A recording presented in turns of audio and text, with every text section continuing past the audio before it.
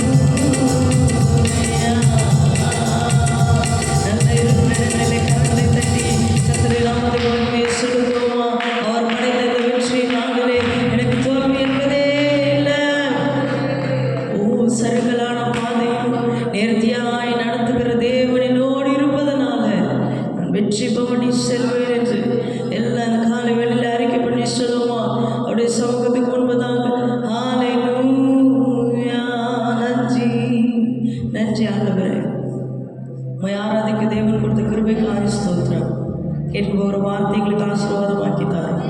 வார்த்தை கொண்டு கர்த்தர் எங்களோடு இடைபடுவீராக. எல்லா கன மகிமையாகவும் ஒருவருக்கே செலுத்துகிறோம். இயேசுவின் நாமத்தில் பிதாவே, ஆமென்.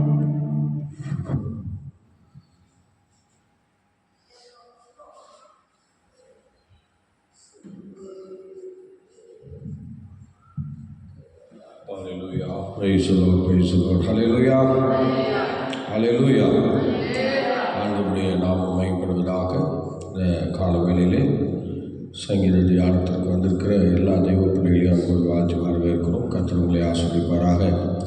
இந்த நாளிலே நான் சங்கீதங்களுக்கு நேராக திரும்புவோம். சங்கீதம் 36வது சங்கீதத்தை நாம் தியானிக்க போகிறோம். நேற்று தினத்தில் 35 தியானித்தோம். இப்பொழுது 36வது சங்கீதத்தை இப்பொழுது நாம் தியானிக்கலாம். எங்கள் 36ஆம் அதிகாரத்திலே சங்கீதங்களிலே அதை எழுதியவர் பாடியவர் தாவீது தான் என்று குறிப்பிடப்படுகிறது. அதே போல் 11 வசனங்கள் அதில் இருக்கிறது. 11 வசனங்கள் அதில் இருக்கிறது. நீங்கள் இப்பொழுது சங்கீதம் அந்த 11 வசனங்களை வாசிக்கிறார்.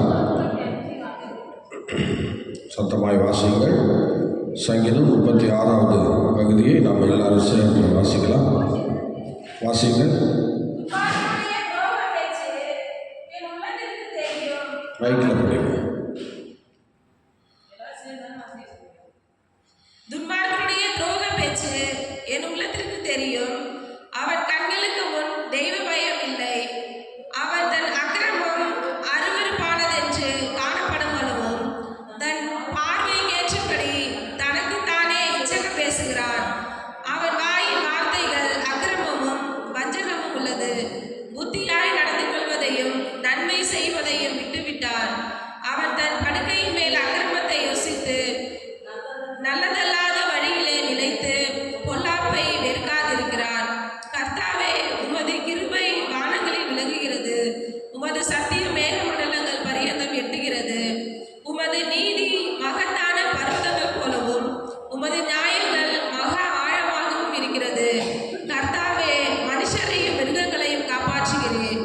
தேவனே, உம்முடைய கிருபை எவ்வளவு அருமையானது. அதனால் மனுபுத்திரர் உமது செட்டைகளின் நிழலிலே வந்தடைகிறார்கள். உமது ஆலயத்தில் உள்ள சம்பூரணத்தினால் திருப்தி அடைவார்கள். உமது பேரின்ப நதியினால் அவர்கள் தகாததை தீர்க்கிறீர். ஜீவ மூச்சு உம்மிடத்தில் இருக்கிறது. உம்முடைய வெளிச்சத்திலே வெளிச்சம் காண்கிறோம். உம்மை அறிந்தவர்கள் மேல் உமது கிருபையையும் செம்மையான இருதயம் உள்ளவர்கள் மேல் உமது நீதியையும் பாராட்டி அருளும். பெருமைக்காரரின் கால் என் மேல் வராமலும் துன்மார்க்கனுடைய கை என்னை பறக்கடியாமலும் இருப்பதாக. அநேக அக்கிரமக்காரர் இருந்தார்கள், எழுந்திருக்க மாட்டாமல் தள்ளுண்டு போனார்கள். Praise God. இந்த சங்கீதமானது துன்மார்க்கனை பற்றி எழுதப்பட்ட ஒரு சங்கீதமாக காணப்படுகிறது. துன்மார்க்கர்கள் எப்படிப்பட்டவர்கள், அவருடைய கிரியைகள் எப்படிப்பட்டது, அவர்கள் என்ன சூழ்நிலையை சுமந்து கொண்டிருக்கிறார்கள் என்றெல்லாம் சொல்லி பல விஷயங்களை நாம் அதில் பார்க்கிறோம். எரேமியா தீர்க்கதரிசன புஸ்தகம் 17ஆம் அதிகாரம் 9வது வசனத்தை படியுங்கள். எரேமியா 17:9.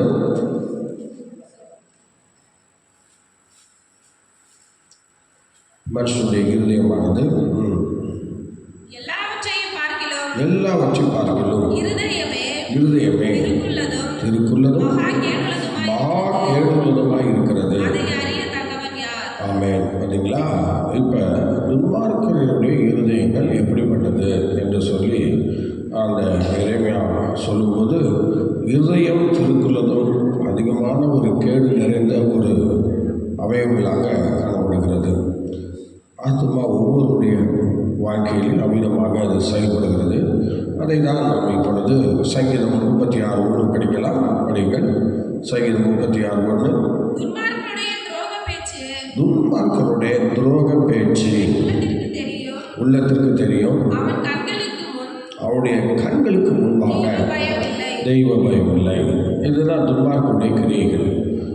துன்மார்க்கனுடைய துரோக பேச்சு அவருடைய கண்களுக்கு தெரிந்தாலும் அவளுக்கு தெய்வ பயம் என்பதே கிடையாது. தெய்வ பயம் இல்லாதவர்கள் தான் துன்மார்க்கராக செயல்படுகிறார்கள். பாருங்கள், தெய்வ பயம் இல்லாத அந்த துன்மார்க்கனுடைய வார்த்தைகள் அது ஒரு துரோக பேச்சாக செயல்படுகிறதை நாம் பார்க்கிறோம். துன்மார்க்கனுடைய வார்த்தைகள் எப்போதுமே பிறரை அங்கீகரிக்கக்கூடியதாக, பிறரை ஏற்றுக்கொள்ளக்கூடியதாக, பிறரை உயர்த்தக்கூடியதாக, பிறருக்கு நன்மை செய்யக்கூடியதாக அப்படியெல்லாம் இருக்காது. துன்மார்க்கனுடைய வார்த்தைகள் ஒரு துரோக செயலில் தான் அந்த வார்த்தைகள் இருக்கும். துரோக செயல், ஒரு துரோகமான காரியங்களை தான் அவங்க அதிகமாக ஈடுபாடாக செயல்படுத்துவார்கள். துரோக பேச்சு தான் அவளுடைய வாழ்க்கையில் அதிகமாக இருக்கிறது. இந்த துரோக பேச்சு தான் துன்மார்க்கருக்கும் அது ஒரு பொழுதுபோக்கு போல அவங்களுக்கு அதை எடுத்துக்கொண்டார்கள்.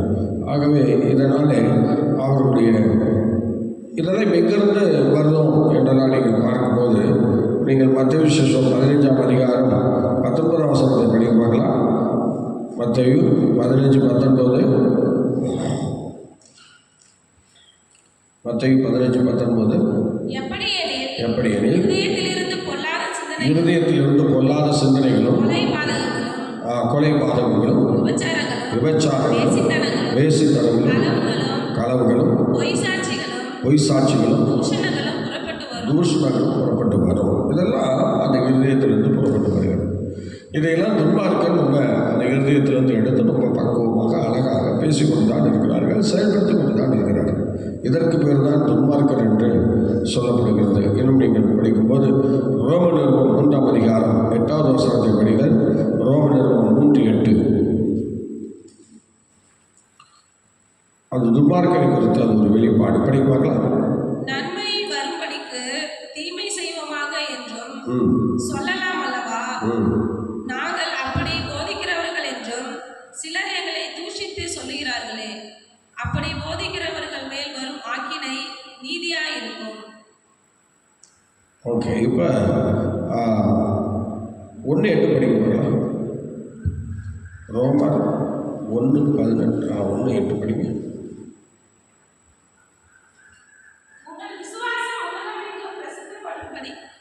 பிரசித்தமாகிறபடியினாலே முதலாவது நான் உங்கள் எல்லாருக்காகவும் இயேசு கிறிஸ்து மூலமாய் என் தேவனை ஸ்தோத்திரிக்கிறேன். ஓகே, 3:8 தான் வசனம். நல்லா கவனிக்கணும். 3:8 திரும்ப படிங்க. ரோமர் 3:8.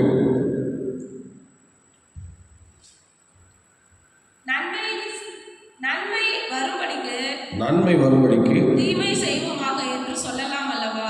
நன்மை வரும்படிக்கு தீமை செய்யலாம். சில பேருக்கு சில நன்மைகள் வரணும்னா சிலர் அதை தீமையாக தான் தன்னுடைய வாழ்க்கையில் செய்ய வேண்டிய சூழ்நிலைகள் உருவாகி கொண்டிருக்கும். இதெல்லாம் ஒரு துன்மார்க்கத்துக்கு சம்பந்தப்பட்ட சில காரியங்கள். நன்மைக்கு பதிலாக தீமை செய்கிறது, நன்மை வரும்படி தீமை செய்கிறது. இது ஒரு நீதிமானுடைய வாழ்க்கையில் இப்படியெல்லாம் இந்த சம்பவங்கள் சம்பவிக்காது. ஆகவே நீங்கள் அடுத்த சங்கீதம் 36:2 படிக்க பாருங்கள். சங்கீதம் 36. நாங்கள் அக்கிரமம் அருவருப்பானது என்று காணப்படும் அளவும் தனக்கு தானே இச்சகம் பேசுகிறார். ஸ்தோத்திரம். இந்த சங்கீதக்காரன் உண்மையாகவே இவர் துன்மார்க்கரை குறித்து, தேவனுக்கு விரோத பேச்சுக்களை குறித்து பயங்கரமாக இந்த காரியத்தை விவரித்த அந்த சங்கீதம் அந்த 36ஆம் முழுசும் பார்த்தீங்கன்னா இவ்விதமாக அவர் சொல்லி தேவனை மகிமைப்படுத்துகிறார். அப்போ ஒரு துன்மார்க்கிட்ட என்ன கிடைக்கும் அதுதான் இங்கே அவருக்கு அந்த அளவுக்கு அவர் அனுபவிச்சிருக்கிறார். அவர் இந்த வாழ்க்கையில் அவ்வளோ துன்பங்களை அனுபவித்திருக்கிறார். எந்தெந்த துன்மார்க்கெல்லாம் அவளுக்கு விரோதமாக எழுப்பி பேசினார்கள் அதையெல்லாம் அந்த ஒரு காயமாக அவருடைய வாழ்க்கையில் அது காணப்பட்டிருக்கிறது. அதைத்தான் நீங்கள் அதை அனுபவ ரீதியாக அந்த வசனங்களை, வார்த்தைகளை சொல்லி கர்த்தரை மகிமைப்படுத்துகிறார். ஸ்தோத்திரம். ஆகவே இதில் ஒரு மேத்யூ ஹென்றி என்று சொல்லும்போது பாவிகள் தங்களை தாங்களே அழித்துக் கொள்கிறார்கள் என்று சொல்கிறார். உண்மையாக அப்படித்தான் பண்ணுறாங்க. பாவிகள் தங்களை தாங்களே அழித்துக் கொள்கிறார்களா? அதனால் அவளுக்கு அவர்கள் செய்கிற துன்மார்க்க கிரியைகள், அவள் ஆண்டவருக்கு விரோதமான செயல்கள், இது அவளுக்கு ஒரு அழிவை ஏற்படுத்தும். வெட்டின குழியிலே தானே விழுந்தான் என்கிற வார்த்தையின்படி துன்மார்க்கருக்கு அழிவை வேறு யாருமே ஏற்படுத்த வேண்டாம், தங்களை தாங்களே அவர்கள் அழித்துக் கொள்வார்கள். அவருடைய துன்மார்க்க செயல் என்று சொல்கிறது தங்களை தாங்களே அழித்துக் கொள்வதற்கு ஏதுவாக அவருடைய செயல்கள் காணப்படுகிறதாக வேதம் நமக்கு வலியுறுத்துகிறது. எப்படிப்பட்ட மிஷனரி சொல்லுகிறார்கள். 36:3 படிக்க பார்க்கலாம். சங்கீதம் 36:3.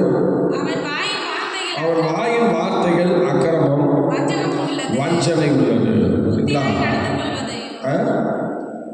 நடந்து கொள்வதையும் புத்தியாய் நடந்து கொள்வதையும் நன்மை செய்வதை விட்டுவிட்டார். நன்மை செய்து விட்டுவிட்டார். புத்தியாய் நடந்து கொள்வதையும் நன்மை செய்கிறதையும் விட்டுட்டாங்க. அப்போ அது காரணம் என்ன? அவங்க வாயில் என்ன இருக்குது? இப்போ ஃபஸ்ட்டு படிங்க, அதே 3 படிங்க. அவன் வாயின் வார்த்தைகள் அக்கிரமம். சில வாயை திறந்தாலே போதுமே, அக்கிரம வார்த்தைகள் தான் வெளிப்படும். சொல்லுங்க, என்ன செய்யப்படும்? சொல்லுங்க, என்ன படும்? அல்லேலூயா. கவனிங்க. ஸ்தோத்திரம். ஒரு சில வார்த்தையை திறந்தாலே அவங்கள்ட்ட நம்ம நின்று பேசுவதற்கு ஏதுவாக இருக்காது. சில இடங்களே நான் பார்க்கும்போது சில மனிதர்களை சந்திக்கும் போது எப்போதும் அவங்க என்ன பண்ணுவாங்க? வெறும் ஒரு கெட்ட வார்த்தையை பயன்படுத்தி தான் பேசுவாங்க. பார்த்தீங்களா? ஒரு கெட்ட வார்த்தையை பயன்படுத்தி தான் பேசுவாங்க. அவங்க சாதாரண வார்த்தையை பேச மாட்டாங்க. அப்படி பேசும்போதே நார்மலாக ஒரு கெட்ட வார்த்தையை பயன்படுத்தினா அநேகர் வந்து தங்கள் வார்த்தை பேசுவாங்க. சரி, வந்திருக்கிறது ஒரு பரிசுத்த வார்த்தை அப்படியெல்லாம் செய்ய மாட்டாங்க. அவங்க வார்த்தையாக அவங்க பேசிட்டே இருப்பாங்க. அவங்களுக்கு அந்த ஆத்திரம் அதெல்லாம் வரும்போது அவங்க பாட்டு பேசிட்டே இருப்பாங்க. இதெல்லாம் துன்மார்க்கத்துக்கு ஏதுவானது. பார்த்தீங்களா? இதெல்லாம் துன்மார்க்கர் வந்து அக்கிரமமான வார்த்தைகளை அவர்கள் வெளியிடுகிறார்கள் என்று நாம் பார்க்கிறோம். உண்மையிலேயே ஸ்தோத்திரம். அருமையான தெய்வ பிள்ளையே, உங்கள் வார்த்தையில் அக்கிரமம் இருக்கிறதா? உங்களுடைய ஸ்தோத்திரம் வாழ்க்கையில் துன்மார்க்க பேச்சு இருக்கிறதா? இதையெல்லாம் நீங்கள் கண்டிப்பாக மாற்றணும். ரொம்ப ஒரு தேவபயம் இல்லாமல் பேசுகிற வார்த்தைகள், ஒரு தேவபயமே இருக்காது. ரொம்ப கண்ணா முன்னாடி எந்த இடத்துல என்ன பேசுறதே தெரியாது. அவ்வாட்டுக்கு பேசிட்டு இருப்பாங்க. ஸ்தோத்திரம். யார்கிட்ட என்ன பேசுறதும் தெரியாது, பாட்டுக்கு பேசுவாங்க. ஆகவே இதெல்லாம் இந்த துன்மார்க்குடைய லிஸ்ட்டில் போய் சேர்க்கிறது. வாயின் வார்த்தைகள் அந்த அக்கிரமம் வஞ்சனை உள்ளது. சரி, நீங்கள் அடுத்தது 36 நாள் படிக்க பார்க்கலாம். அதனால் இந்த துன்மார்க்கர் வந்து என்ன பண்ணுவாங்களா? இரவு வீட்டில் தூங்கும்போது கூட என்ன செய்வாங்களா? அக்கிரமத்தை தான் யோசிப்பாங்களா? நாளைக்கு நம்ம என்ன பாவம் செய்யலாம், நாளைக்கு யாரை கெடுக்கலாம், நாளைக்கு யாரை என்ன பண்ணலாம் என்று சொல்லி துன்மார்க்கர் படுக்கையில் மேலும் கூட அந்த அக்கிரம சிந்தையோடு தான் அவர்கள் அங்கு காணப்படுகிறார்கள். ஆம் கர்த்தருடைய பிள்ளை, நாம் படுக்கையில் ஸ்தோத்திர சங்கீதக்காரன் தாவீது சொல்லும்போது என்ன சொல்கிறாரு? நான் படுக்கையில் நான் முழுவதும் என்ன செய்தேன்? என் படுக்கையை கண்ணீரால் நினைச்சேன்னு சொல்கிறேன். இந்த மாதிரி அவரை மாதிரி நம்ம இருக்கிறோமா? அல்லது ஸ்தோத்திரம் இந்த மாதிரி துன்மார்க்கமான சிந்தனைகளை யாருக்கு விரோதமாக என்ன பண்ணலாம், ஏது பேசலாம், என்ன பண்ணலாம், யாரை என்ன பண்ணலாம், இப்படியெல்லாம் நம்ம போட்டு கொடுக்குற வேலை, இந்த மாதிரியெல்லாம் ஏதாவது நம்முடைய வாழ்க்கையில் செய்வோமானால் இதெல்லாம் துன்மார்க்கத்துக்குரிய வார்த்தைகள், துன்மார்க்கருடைய காரியங்கள். இதெல்லாம் நம்முடைய வாழ்க்கையில் இருக்கவே கூடாது. ஆம் கர்த்தருடைய பிள்ளைகள், இது படுக்கையிலே அக்கிரமத்தை யோசிக்கிறது துன்மார்க்கனுடைய வேலை. ஒரு வேளை நீங்கள் படுத்த பிறகு ஒரு சில வேளையில் அக்கிரமமான காரியங்களை நீங்கள் சிந்திக்கிறதா இருந்தால் அது துன்மார்க்கத்துக்கு ஏதுவானது என்பதை நீங்கள் மறந்து போகக்கூடாது. ஆகவே ஸ்தோத்திரம். நீங்கள் சங்கீதம் 36, 5, 6, 7 வசனங்களை நீங்கள் படிக்கலாம். 3 வசனங்களை அப்படியே படிக்க பார்க்கலாம். கர்த்தாவே,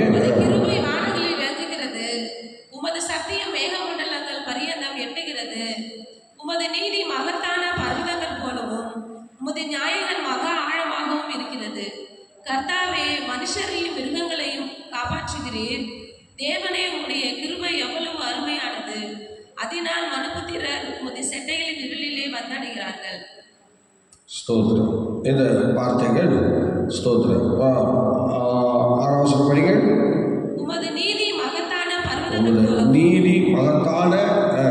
பர்வதங்கள் போலவும் பர்வதங்கள் போலவும் உமது நியாயங்கள் மகா ஆழமாகவும் இருக்கிறது. நியாயங்கள் மகா ஆழமானவைகளாக இருக்கிறது. இது நீதிமான்களுக்காக சொல்லப்படுகிற சில வார்த்தைகளாக இருக்கிறது. நீதிமான்கள் என்று சொல்லும்போது இப்படிப்பட்ட சூழ்நிலைகளை காணப்படுவார்கள். 37 படிங்க. தேவனே, உம்முடைய கிருபை எவ்வளவு அருமையானது. தேவனே, உம்முடைய கிருபை எவ்வளவு அருமையானது. அதனால் மனுபுத்திரர் உமது சட்டைகளின் நிழலிலே வந்தடைகிறார்கள். ஆமாம், பார்த்துக்க, அவருடைய சட்டை நிழலிலே வந்து அடைகிறார்கள். மனுபுத்திரரை பொழுதும் தேவனுடைய சட்டையின் நிழலிலே வந்து அடைகிறார்கள் என்று சொல்லப்பட்டிருக்கிறது. உண்மையாக தேவனுடைய பிள்ளைகள், தேவனுடைய சமூகத்தில் இருக்கக்கூடியவர்கள், தேவனை தேடுகிறவர்கள், தேவனுக்கென்று வாழக்கூடியவர்கள் எல்லாரும் அவங்க என்ன செய்கிறாங்கன்னா, அவங்க உன்னதமானவருடைய மறைவில் அவருடைய சட்டை நிலையிலே அவர்கள் வந்து அடையக்கூடியவர்களாக இருக்கிறார்கள். நீங்கள் அதை குறித்து யாத்ராமத்தின் புஸ்தகம் 19ஆம் அதிகாரம் 4ஆம் வசனத்தில் படிக்கலாமா? படிக்க பார்க்கலாம். ஸ்தோத்திரம். யாத்ராமம் படிங்க.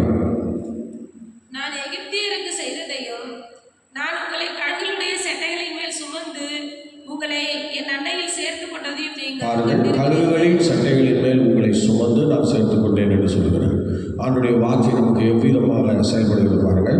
ஆண்டவர் கழுகுகளின் சட்டையின் மேலே அந்த கழுகுகளை எப்படி அது வந்து சுமந்து கொண்டு ட்ரைனிங் கொடுக்கிறதோ அதுபோல் கர்த்தர் வந்து நம்ம ஒவ்வொரு நாள் அவருடைய சட்டையிலே அவர் சுமந்து கொண்டு, பார்த்தீங்களா, அவர் நமக்கு அவனை சுமந்து கொண்டு நமக்கு அவர் என்ன செய்கிறாரா?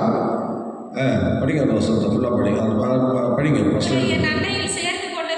என் அண்டையில் சேர்த்து கொண்டதையும் கவனிங்க, என் அண்டையில் சேர்த்து கொண்டதையும் கழுகின் சட்டையின் மேலே வச்சு உங்களை நான் சுமந்து நடத்தினேன், ஸ்தோத்திரம், நான் சேர்த்து கொண்டேன் என்று சொல்கிறார். பாருங்கள், கழுகின் சட்டையில் அந்த கழுகு வந்து என்ன செய்யுமா, அந்த குஞ்சு வந்து பயிற்சி கொடுக்கறதுக்காக, பயிற்றுவிக்கிறதுக்காக அந்த கழுகை வந்து சட்டையில் மேலே வச்சுக்கணும். மேலே வச்சுட்டு மேலே போய் பறக்கணும். பறந்துட்டு திடீர்னு அதை விட்டுருணும். விட்டுட்டு அது பறந்தால் பறக்க விட்டுருணும். ஆனால் அது பறக்கலை அப்படின்னா, பறக்க முடியலன்னா அது என்ன செய்யுமா, திரும்பவும் போய் அது விழ போகிற அந்த இடத்துல தன்னுடைய சிறகை வச்சு பிடிச்சிருமா, சேர்த்து கொள்ளுமா. இதே போல தான் தமது ஜனங்களை ஆண்டவர் சட்டையின் மறைவிலே அவர் எப்போதும் பத்திரமாக பாதுகாத்துக் கொள்கிறார். கர்த்தருடைய பிள்ளையை, ஒவ்வொரு தேவனுடைய பிள்ளையை நன்றாக தெரிந்து கொள்ள வேண்டும். நாம் இருக்கிறது இது யாருக்கும் தெரியாது, இது துன்மார்க்கருக்கு தெரியாது, தேவனை அறியாதவர்களுக்கு தெரியாது. நாம் எல்லாரும் உன்னதமானவருடைய சட்டையின் நிலையில் தான் இருக்கிறோம் என்பதை யாரும் கண்டுகொள்ள மாட்டார்கள். யாருக்கு அந்த விஷயம் புரியாது. ஆனால் இதை அறிந்தவர்கள் தேவ பிள்ளைகள், தேவதாசர்கள். எவனாவது என் ஜீவன் போனால் போட்டுன்னு கடவுளுடைய ஊழியத்துக்கு வருவானா? சொல்லுங்க பார்க்கலாம். ஆண்டவருக்கான வைராக்கியமாக நிற்கிறேன், என்ன வந்தாலும் ஆண்டவர் விடமாட்டேன்னு சொல்லுவானா? அவங்கள வெட்டி ஆளுங்களா? இல்லை. அவ்விதமான உன்னதமானவருடைய மறைவில் அந்த சட்டை நிழலில் அவங்க வாழ்கிற ஒரு வாழ்க்கை தான் இதுக்கு காரணம். ஏன்னா அனுதின வாழ்க்கையிலே தேவன் நம்மோடு வருகிறதை, தேவன் நம்மோடு நடக்கிறதை, தேவன் நம்மோடு இருக்கிறதை எல்லாம் காண்கிற அளவிலே நாம் ஒவ்வொருவரும் என்ன செய்கிறோம்? ஒவ்வொரு நாளும் கர்த்தரை மையப்படுத்துகிறோம். சில நேரங்களிலே சில பக்தி உள்ளவர்கள் என்ன செய்வார், அந்தந்த நேரத்திலே ஒரு கும்பிட்டு விட்டு அப்படியே விட்டு விடுவார்கள், அதோட சரி. ஆனால் ஒரு தேவ பிள்ளை அப்படி அல்ல. எப்போதும் அவருடைய சட்டை நிலையிலே அவர் வந்து அடைக்கலம் போகக்கூடிய ஒரு சூழ்நிலையிலே காணப்படுகிறார்கள். ஆகவே எனக்கு அன்பானவர்களே, இந்த அருமையான காலங்களிலே நாம் சட்டை நிலையிலே வந்து அடைக்கலம் போகக்கூடியவர்களாக நீங்கள் நான் காணப்படுகிறோம். இது மற்றவர்களுக்கு சொன்னாலும் புரியாது. நம்ம என்ன செய்கிறோம், ஏது பண்ணுகிறோம், ஆண்டவர் எப்படி நம்ம நடத்துகிறார், ஆண்டவர் எப்படியெல்லாம் நம்மை பாதுகாக்கிறார். வேதவசனம் சொல்கிறது, பறந்து காக்கிற பட்சியை போல நம்மை பாதுகாக்கிற தேவன் என்று சொல்கிறது. ஹல்லேலூயா. ஆமாம், கர்த்தருடைய பிள்ளையை பறந்து காக்கிற பட்சியை போல அவர் நம்மை பாதுகாக்கிறார். கர்த்தருடைய பிள்ளை, அப்படிப்பட்ட ஆண்டவர் தான் நாம் ஆராய்ந்து கொண்டிருக்கிறோம். நாம் அவரை துதித்து கொண்டிருக்கிறோம். நாம் அவரை மகிமைப்படுத்திக் கொண்டிருக்கிறோம். நீங்கள் இன்னொரு வசனங்களை வாசிக்கலாம். மத்தேயு சுவிசேஷம் 23ஆம் அதிகாரம் 37ஆம் வசனத்தை படியுங்கள். மத்தேயு 23:37. மத்தேயு 23:37. எருசலேமே, எருசலேமே, எருசலேமே, எருசலேமே, தீர்க்கதரிசிகளை கொலை செய்து உன்னிடத்தில் அனுப்பப்பட்டு கல்லெறிகிறவர்களே, கோழி தன் குஞ்சுகளை தன் சிறகுகளின் கீழே கூட்டி சேர்த்து கொள்ளும் கோழி தன் குஞ்சுகளை தன் சிறகுகளில் கூட்டி சேர்த்து கொள்ளும் வண்ணமாக நான் எத்தனை தரமோ உன் பிள்ளைகளை கூட்டி சேர்த்து கொள்ள மனதாய் இருந்தேன். பிள்ளைகளை கூட்டி செல்ல நான் கூட்டி சேர்க்க மனதாய் இருந்தேன். மனதில்லாமல் போயிடுச்சு. உங்களுக்கோ என்ன செய்யாமல் போயிடுச்சு? மனசு இல்லாமல் போயிட்டு. சட்டையின் நிழலில் மரபில் வருவதற்கு உங்களுக்கு மனசு இல்லை. அதனால தான் ஸ்தோத்திரம். அடுத்தது அந்த ஒருவேளை அந்த இடத்துல முடியல, அந்த மறைவுக்குள்ளே வரல என்று சொல்லும்போது படிங்க. அடுத்தது பாருங்கள், இது மாதிரி தான் இந்த அடுத்தது பாருங்கள், வீடு பாழாக்கப்படும், உன்னை சுற்றிலே பக்கத்தில் நெருக்குவார்கள், இப்படி பல விஷயங்கள் அவங்க சொல்கிறாங்க. சரி, அது இருக்கட்டும்.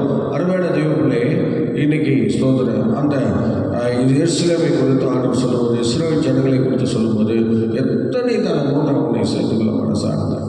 கோழி தன் குஞ்சுகளை சட்டைகளின் நிழலில் சேர்த்து கொள்வது போல நான் சேர்த்துக்கொள்ள மனசார்ந்தேன். ஆனால் நீ அதை பொருட்படுத்தவே இல்லை.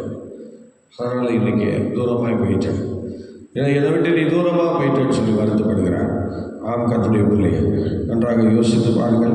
ஸ்தோத்திரம். விதமாக இப்படி ஸ்தோத்திரம் ஆண்டவர் தனது பிள்ளைகளை அவர் பறந்து காக்கிற பட்சியை போல ஸ்தோத்திரம் தமது பிள்ளைகளை அந்த சட்டையின் மேலே சுமந்து சேர்த்துக் கொள்கிறவராக, தமது பிள்ளைகளை கோடி தன் குஞ்சுகளில் அந்த சட்டை கீழே சேர்த்துக் கொள்கிறது போல விதமாக நம்மை சேர்த்துக் கொள்கிறார். அவனுடைய பிள்ளைகளுக்கும் துன்மார்க்கர்களுக்கும் வித்தியாசம் தான். கர்த்தருக்காக வாழ்கிறவங்களுக்கும் ஆண்டவரை விட்டுட்டு போகிறவங்களுக்கும் இதான் இந்த மாதிரி அனுபவங்களை நாம் பார்க்க முடியும். நீங்கள் அடுத்த வாசிங்கள் 36ஆம் சங்கீதத்திலே 11, 12 வாசிக்க பார்க்கலாம். 11 பெருமைக்காரரின் கால் என் மேல் வராமலும் துன்மார்க்கருடைய கை என்னை பறக்கடியாமலும் இருப்பதாக. ஓகே. துன்மார்க்கருடைய கால் என் மேல் வராமலும் துன்மார்க்கருடைய கை என்னை பறக்கடியாமலும் இருப்பதாக. அல்லேலூயா. ஸ்தோத்திரம். துன்மார்க்கருடைய கை என்னை பறக்கடியாமல் இருப்பதாக. சில இடங்களில் இந்த கொடுமையை நாம் பார்க்கிறோம். சங்கீதக்காரன் தாவீது அனுபவிச்சிருக்கிறார். ஸ்தோத்திரம். அதனால தான் அவர் இந்த மாதிரி விஷயங்களை ரொம்ப உள்ளத்தின் ஆழத்திலிருந்து பதிவிடுகிறார். அதை ஒரு சங்கீத பாடலாகவே அவர் பாடி ஆண்டவருடைய நாமத்தை பயன்படுத்துகிறார். ஆம் கர்த்தருடைய பிள்ளையே, இந்த மாதிரி ஸ்தோத்திரம் அக்கிரமங்களே விழுந்தவர்கள் ஏராளமான பேர். ஸ்தோத்திரம். வசனம் திருப்படிங்க, 11 திருப்படிங்க.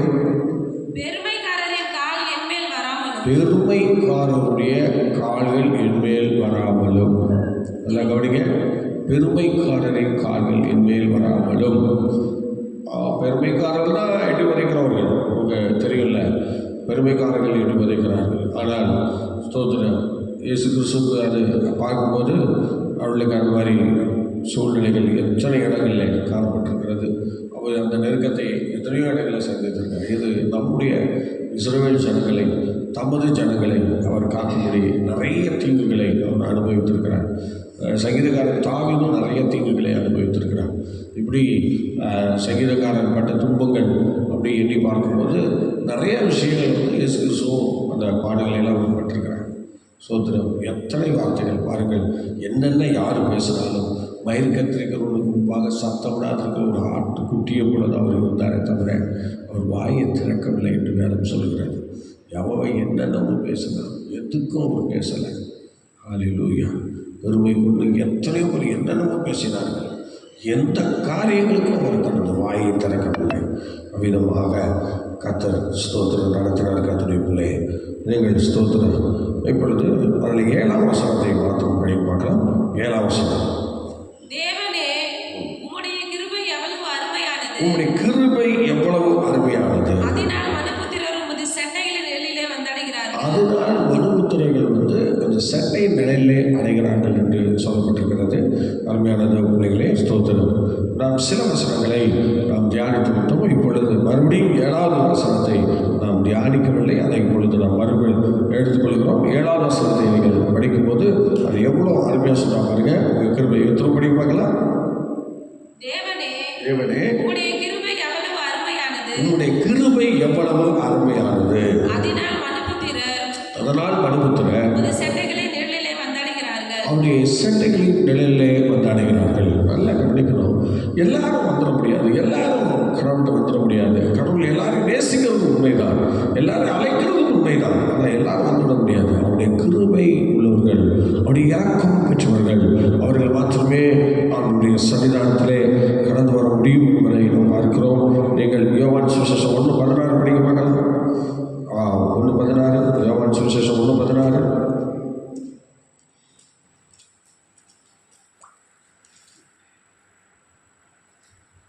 யோவான் சுவிசேஷம் 1:16. அவருடைய பரிபூரணத்தினால் நாம் எல்லாரும் கிருபையின் மேல் கிருபை பெற்றோம். அவருடைய பரிபூரணத்தினால் நாம் எல்லாரும் கிருபை மேல கிருபை பெற்றிருக்கிறோம். நல்லா கவனிக்கணும்.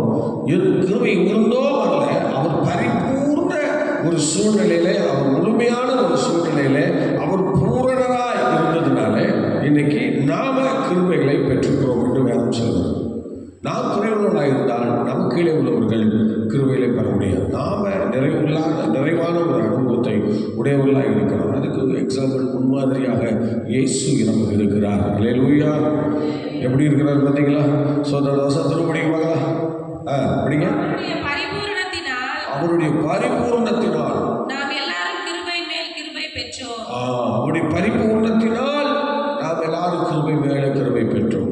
அந்த பரிபூர்ண நன்மைகள் நம்மிடத்திலே கடந்து வருவதுதான் அந்த கிருபை மேல கிருபைகளை தேவன் நமக்கு அள்ளி வழங்குகிறவர்களாய் கொடுக்கிறவர்களாய் இருக்கிறார். நீங்கள் இன்னொரு வருஷம் படிங்கள். நீதிமொழிகள் 19:22 படிக்க பார்க்கலாம். நீதிமொழிகள் 19:22. நன்மை செய்ய மனுஷன் கொண்டிருக்கும் ஆசையே தயை. நன்மை செய்ய மனுஷன் கொண்டிருக்கும் ஆசையே தயை. பொய்யனை பார்க்கிலும் தரித்திரன் வாசி. நல்லா கவனிங்க. நன்மை செய்கிறது தயை, அது கிருபை. அந்த நன்மையை இன்னைக்கு நம்ம எத்தனை பேருக்கு செய்யணும்? நல்லா கவனிக்கணும். நன்மை செய்ய திராணி இருந்தோம், ஒருவேளை நம்ம மற்றவங்களுக்கு அதை செய்யலை அப்படின்னா, அந்த தயவை நம்ம செய்யலைன்னா முதல்ல கிருபை இல்லாதவர்கள் தான் அர்த்தம். ஆகவே கிருபை உள்ளவர்கள் நிச்சயமாக அடுத்தவர்களுக்கு எப்போதும் நன்மை செய்கிறவர்களாக காணப்படுவார்கள். நீங்கள் 2 கொரிந்தியர் 8:9 படிக்க பார்க்கலாம். 2 கொரிந்தியர் 8:9. 2 கொரிந்தியர் 8:9. ஆகிலும் இதை குறித்து உங்களுக்கு உண்டாயிருக்கிற அதிகாரம் எவ்விதத்திலும் பலவீனருக்கு தடுக்கலாகாதபடிக்கு பாருங்கள். 2 கொரிந்தியர் 8:9. தப்பா படிக்கிறீங்கன்னு நினைக்கிறேன். நம்முடைய கர்த்தராகிய இயேசு கிறிஸ்துவின் கிருபையை அறிந்திருக்கிறீர்களே. அவர் ஐஸ்வர்யம் உள்ளவராய் இருந்தோம், நீங்கள் அவருடைய தரித்திரத்தினாலே ஐஸ்வர்யவனாகும்படியாக உங்கள் நிமித்தம் தரித்திரரானாரே. பார்த்தீங்களா? சோதனம் திரும்படிங்க. நம்முடைய கர்த்தராகிய இயேசு கிறிஸ்துவின் கிருபையை அறிந்திருக்கிறீர்களே. அவருடைய கிருபையை நம்ம அறிந்திருக்கிறோம், அவருடைய இரக்கத்தை நம்ம அறிந்திருக்கிறோம், அவருடைய எல்லா விஷயங்களையும் அன்பை அறிந்திருக்கிறோம். தேவனை அறிந்திருக்கிறதுனால தான் அவருடைய சட்ட நிலையிலே நம்ம இப்போ வந்திருக்கிறோம். அல்லேலூயா. நெக்ஸ்ட் நீங்கள் அடுத்த படிக்க பார்க்கலாம். ஸ்தோத்திரம். எபேசியர் 2ஆம் அதிகாரம் 4ஆம் வசனம் படிக்க பார்க்கலாம். 4ஆம் வசனம். எபேசியர் 2:4. தேவனோ இரக்கத்தில் ஐஸ்வர்யம் உள்ளவராய் நம்மில் அன்பு கூர்ந்த நம்முடைய மிகுந்த அன்பினாலே அக்கிரமங்களில் மரித்தவர்களாயிருந்த நம்மை கிறிஸ்துவுடனே கூட உயிர்ப்பித்தார். பாருங்க, அந்த இரக்கம் உள்ளவராய் இருந்ததுனால, அந்த கிருபை உள்ளவராய் இருந்ததுனால, அக்கிரமங்களில் மரித்தவர்களாய் இருந்த நம்மேல மனசு வச்சு, நம்மேல கிருபை வச்சு, நம்மேல இரக்கம் வச்சு நம்மை உயிர்ப்பித்தார். ஹல்லேலூயா, ஹல்லேலூயா, ஸ்தோத்திரம். அந்த கிருபை, அவளுக்கு இருக்கிற அந்த கிருபையை, அவளுக்கு இருக்கிற அந்த ஆசீர்வாதத்தை நான் இருந்திருக்கேன். 8ஆம் வசனம் படிக்க பார்க்கலாம். அதில் 8ஆம் வசனம். கிருபையினாலே விசுவாசத்தை கொண்டு ரட்சிக்கப்பட்டீர்கள். கிருபை இல்லாமல் ஒன்றுமே இல்லை. சோதரி எல்லாம் இன்னைக்கு ஒவ்வொருத்தர் பார்த்தா நல்லா இருக்கீங்களா என்று கேட்டால் கிருபை என்று சொல்றதுல தப்பே இல்லை. எப்படி சோகா இருக்கீங்களா? கிருபை நல்லா இருக்கு. ஏன்னா நம்ம நல்லா இருக்கிறதுக்கு காரணம் அவருடைய கிருபை தான். நம்ம நல்லா இருக்கிறதுக்கு காரணம் அவருடைய இறக்கம் தான். இதுதான் அருமையான தெய்வ பிள்ளைகளே, நல்லா கவனிங்க. நம்ம நல்லா இருக்கிறதுக்கு எல்லாமே அவருடைய இறக்கம், அவருடைய கிருபை தான். ஆகவே நல்லா கவனிக்கணும். அவர் கிருபையினால நம்ம விசுவாசத்தை கொண்டு இன்றைக்கி நம்ம ரட்சிக்கப்பட்டிருக்கிறோம். நீங்கள் சோதரன் ரோமன் 6:22 படிக்க பார்க்கலாம். ஒரு வசனத்தை எடுத்தால் ரொம்ப நேரம் வசனம் பண்ணுறதுக்கு ஆசையாக தான் இருக்குது. நேரம் நமக்கு குறுகியதாக இருக்கிறதுனால வசனத்தை டச் பண்ணிட்டு போயிட்டே இருக்கும். சார் படிங்க. ரோமன் 6:22. இப்பொழுது பாவத்திலிருந்து விடுதலையாக்கப்பட்டு தேவனுக்கு அடிமைகளானதினால் பரிசுத்தமாகுதல் உங்களுக்கு கிடைக்கும் பலன் முடிவோ நித்திய ஜீவன். பார்த்தீங்களா? பரிசுத்தமாகுது. சோதரன் திரும்புடைய 22 திரும்புடைய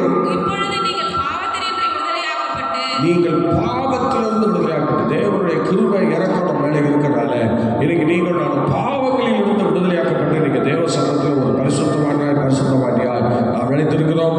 நீங்கள் யோவான் 1:14 படிங்க. நம்ம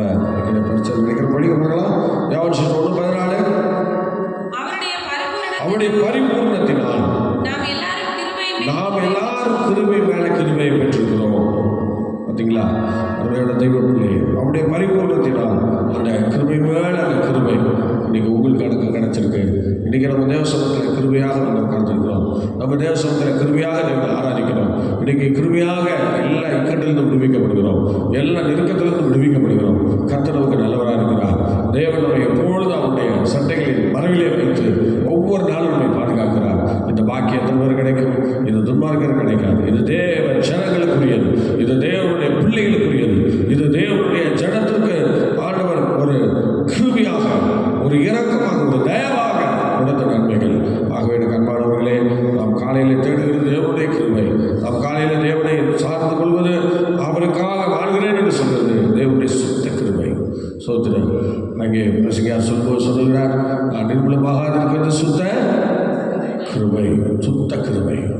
கர்த்தருடைய பிள்ளையை நாம் இந்த நாட்களிலே கடன் செல்வதற்கு தேவையானது ஸ்தோத்திரம், பணமோ வேற மற்ற விஷயமோ இல்லை, கிருபை வேணும். கிருபை இல்லாமல் நம்மளால் ஒன்றும் பண்ண முடியாது. அதனால் இந்த காலைதோறும் ஆண்டவருடைய கிருபை புதிதாக இருக்கிறது. இந்த புதிய கிருபை பெற்றுக்கொள்ள நாம் மற்றவர்களுக்கு ஊக்குவிப்போம். நாமும் மற்றவர்களுக்கு முன்மாதிரியாக காணப்படுவோம். கர்த்தரை ஆசீர்வதிப்பாராக. ஜெபிக்கலாமா? பரிசுத்த பிதாவே, நன்மையான வேலைக்காக ஸ்தோத்திரம். இந்த காலவேளையிலே ஆண்டவருடைய ஸ்தோத்திரம், நிர்மார்களை குறித்து பல விஷயங்களையும், நீதிமான்களை குறித்து சில விஷயங்களையும், கிருபைக்குரிய காரியங்களை குறித்து சில காரியங்களையும் நாங்கள் தியானிக்க நீதிகள் கொடுத்த கிருபைக்காக நன்றி. இதனாலே இந்த வசனத்தை ஆண்டவரே உங்களோடு பேசுகிற கிருபைக்காக நன்றி. எல்லா மகிமையும் நடத்தி நாங்கள் உங்களுக்கே தருகிறோம். வசனத்தை கேட்ட எங்கள் பிள்ளைகளை கர்த்தர் அபரிதமாக நீங்கள் ஆசிரியத்தை காணப்படுத்தும், அதிசயங்களை காணப்படும். கனமை துணி ஸ்தோத்திரம் எல்லாம் உங்களுக்கே தருகிறோம். பெரிய காரியங்கள் இயேசுவின் நாமத்தில் பிதாவே, ஆமென், ஆமென், ஆமென் என்று ஒரு காரியத்துக்காக ஜெபிக்க போகிறோம். பாருங்கள், ஸ்தோத்திரம்.